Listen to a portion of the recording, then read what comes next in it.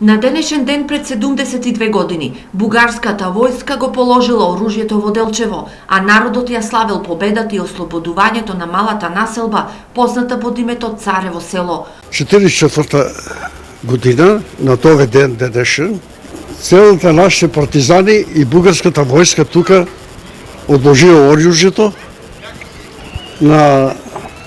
Ево има тука спомен биста.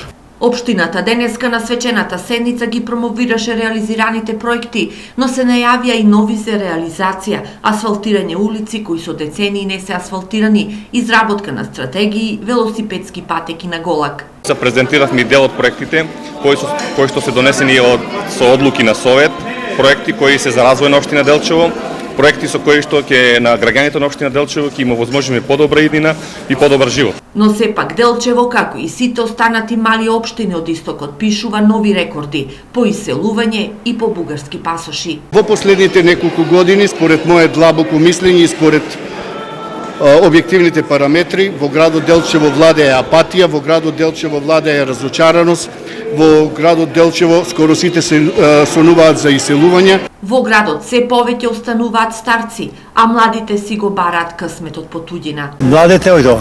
На мен два внука са и една внука дипломирани у Германија. Тоа мога да кажа, друго не мога да кажа ништо, ама бем кацата па што тамо, па што зима некој динар да живее. Се помалку луѓе веќе застануваат и покрај споменикот на паднатите борци во Делчево, каде се испишани стотина имиња на луѓе кои од овој регион загинале за денешната слобода и кој останува нем споменик на минатото и денешницата. Денешниот дожд не треба да го замати погледот кон него, туку треба да се прочита пораката за иднината на градот под Голак.